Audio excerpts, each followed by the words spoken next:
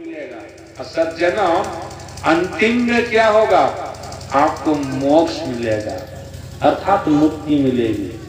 आप शरीर और संसार के बंधन से छूटकर ईश्वर परमात्मा को भी पा लेंगे। ये तृतीय श्रेणी का सत्संग का ये फल है। 4 फल आपको मिलेगा। गोस्वामी तुलसीदास जी महाराज कह रहे हैं, अर्थ, धर्म, काम और मोक्ष। और क्या होगा? गोस्वामी तुलसीदास जी महाराज कहते हैं, तृतीय श्रेणी के सत्संग को करने वाले जीव को 5 चीजें मिलती हैं। 4 फल तो मिलता ही न है, 5 चीजें भी मिलती है। वो 5 चीजें क्या है? मत की रति गति भूति भलाई, जब जही जतन जहां जही पाई, सो जानव सत्संग प्रभावो, लोक हो वेदना आनो। 5 चीजें। मति मतलब बुद्धि। सत्संग करने वाले की बुद्धि अच्छी होती है। बढ़िया से करेंगे तब सबकी बुद्धि अच्छी होती है सत्संग करने से। क्यों नहीं होती? कारण है ना, आदर पूर्वक सत्संग को नहीं सुना है, सम्मान पूर्वक सत्संग को नहीं सुना है, ऐसे आ गया। तो सत्संग भी खैनी खाता है ना, बीड़ी पीता है ना, झूठ शब्द बोलता है ना, इधर उधर करवे करता है। उसका प्रभाव सत्संग का पड़ा उसके ऊपर? नहीं पड़ा है।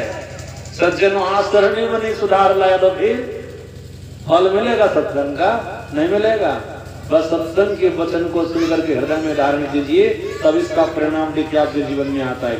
सत्संग करने वाले की बुद्धि अच्छी होती, मति अच्छी बुद्धि होती है। कीरति, संपूर्ण संसार में उसका यश फैलता है। मति कीरति गति, उनको मोक्ष मिलता है, मुक्ति मिलती है। भूति, भूति का मतलब होता है ऐश्वर्य, ईश्वरीय संपदा, परमात्मीय संपदा। जो संपदा आपके पास में आ जाएगी ना, तो फिर उसमें कभी कमी बेसी नहीं होगी। अखुट संपदा, अखुट संपदा की प्राप्ति आपको हो जाएगी। शीलता की प्राप्ति हो जाएगी, भलाई शीलता की प्राप्ति हो जाएगी। सज्जनों, जिस शीलता के प्रभाव से जी आप अपना तो सुरक्षित रहता ही है, साथ साथ अपने कुल खानदान को भी सुरक्षित रखता है। कुल खानदान को भी नीति शास्त्र के ऋषि ने कहा, शील की रक्षा करने वाले जीव अपनी रक्षा के साथ साथ कुल खानदान की रक्षा करता है। और शील की रक्षा मतलब पंचशील, मतलब 5 प्रकार के पाप में से एक भी पाप को आप नहीं करेंगे। 5 प्रकार के पापों में से एक भी प्रकार के पाप को आप नहीं करेंगे, तो आपको स्वाभाविक रूप से शीलता आ जाएगी। शीलता आ जाएगी और उसी शीलता के प्रभाव से आपकी सुरक्षा होगी, आपके कुल खानदान की सुरक्षा होगी। तो सज्जनों, ये नॉलेज आपको कहाँ होगा? इसी सत्संग में होगा। शीलता की प्राप्ति होगी, भलाई की प्राप्ति, शीलता की प्राप्ति होगी। तो सज्जनों, ये 5 चीजें, मति की रति गति भूति भलाई, जब जही जतन जहां जही पाई, सो जानव सत्संग प्रभाव, लोक हो वेदना अनुपात। गोस्वामी तुलसीदास जी महाराज कहते हैं, ये 5 चीजें कभी भी किसी को भी मिलती है, चाहे वो जलचर प्राणी हो, थलचर प्राणी हो या नवचर। जलचर, थलचर, नवचर नाना, जे जड़ चेतन जीव जहाना। सज्जना, 5 में से, 5 चीजों में से एक भी चीज कभी भी किसी को मिली है, चाहे वो जलचर हो, थलचर हो या नवचर प्राणी हो, किसके प्रभाव से? सत्संग के प्रभाव से। जलचर प्राणी में देखते हैं ना, गरा की कृति आज तक है ना संसार में। वो गजराज के पैर को पकड़ा था, और गजराज को साधारण नहीं था, पूर्व जन्म का धर्मात्मा राजा था, तपस्वी राजा था। अगस्त मुनि के श्राप से वो हाथी की जोनी में आया था। जब गरा ने मुनि के पैर को पकड़ लिया था, फिर उनको भगवत स्मरण हो गया था। 5000 वर्षों तक गरा से युद्ध किया। देखा कि ये जलचर प्राणी, इनसे हम पार नहीं पाएंगे। भले हमारे अंदर में 10,000 हाथी का बल था, लेकिन 5000 वर्षों का भूखे प्यासे युद्ध करने पर शरीर का बल क्षीण हो गया, अब इससे हम पार नहीं पाएंगे।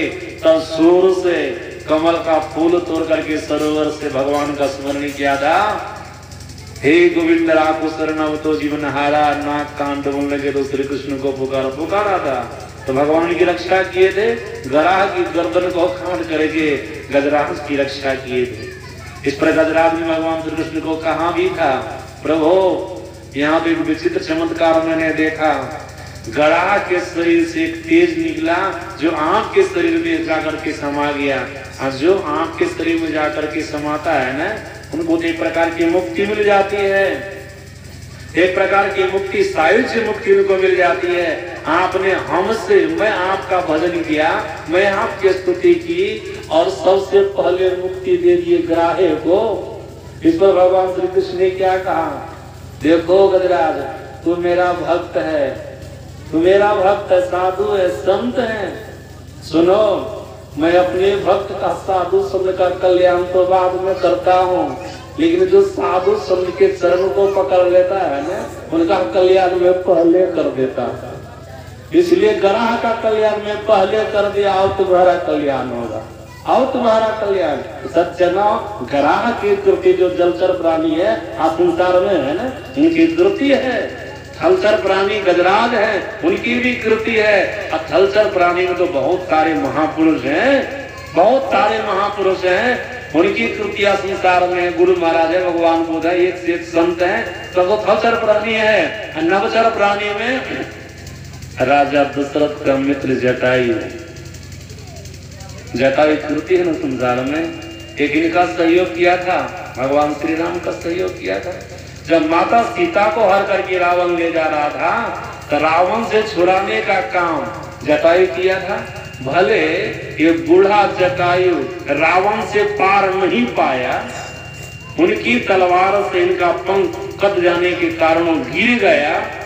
माता सीता को उनके हाथ से नहीं छुड़ा पाया, लेकिन छुड़ाने का प्रयास तो किया था, छुड़ाने का प्रयास किया था। ये भगवान का काम किया था। सज्जन, आज भी की कृति संसार में फैली हुई है। कौन ने जानते जटायु को, कौन ने जानता है गिरते को कि भगवान का सहयोग किया था।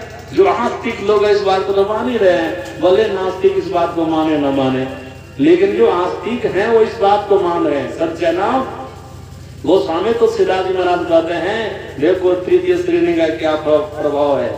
वो जलचर प्राणी हो कि थलचर प्राणी हो कि नवचर प्राणी हो, साधु पुरुषों का संग किया है, उनके जीवन में कितना बड़ा लाभ मिला है। 5 चीजें मिली हैं, 4 फल उनको मिला है। त्रिवेणी संगम स्नान करने का उनको फल प्राप्त होता है। सज्जना, जो तृतीय श्रेणी के सत्संग में आता है, त्रिवेणी संगम स्नान करने का फल प्राप्त करता है। दुनिया के सारे तीर्थों में जाने का फल प्राप्त करता है। देवी देवताओं के संग में जाने का फल प्राप्त करता है। महापुरुषों के संग में बैठने का, सानिध्य में बैठने का फल प्राप्त करता है।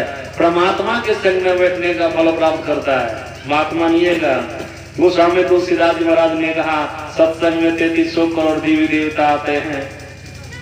सत्संग में दुनिया के सारे महापुरुष, जीवन मुक्त महापुरुष यहाँ पर पधारते हैं, और सत्संग स्वयं परमात्मा का शरीर है। इसलिए मैंने आपको कहा, सत्संग में आने वाले जीव को ये सब फल प्राप्त होता है। उनके क्लेशों का नाश होता है, उनके दुखों का नाश होता है। सबसे बड़ी बात तो ये हो जाती है, उनको मोक्ष मिलता है, उनको मुक्ति मिलती है।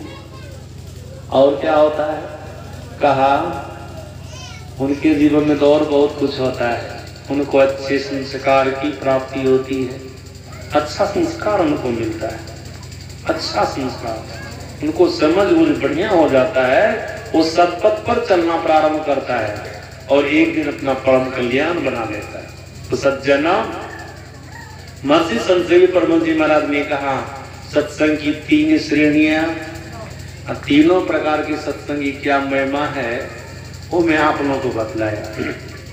हम आपको, अगर हम अपना परम कल्याण चाहते हैं तो अपने जीवन में सत्संग अपना करके रखना होगा। सत्संग कभी नहीं छोड़िए। सत्संग को छोड़ देना मानो परमात्मा को छोड़ देना है। जो परमात्मा को छोड़ेगा उनका भला कभी होगा? कभी नहीं होगा।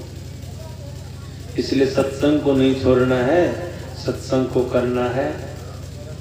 प्रथम श्रेणी का सत्संग तो कभी होगा, लेकिन तृतीय श्रेणी का सत्संग और द्वितीय श्रेणी का सत्संग जीवन काल में मिलता रहेगा।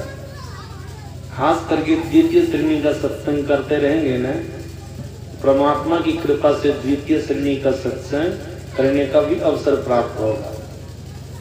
द्वितीय श्रेणी का सत्संग जब आप कर लेंगे ना, स्वाभाविक रूप से प्रथम श्रेणी का सत्संग आप कर लेंगे।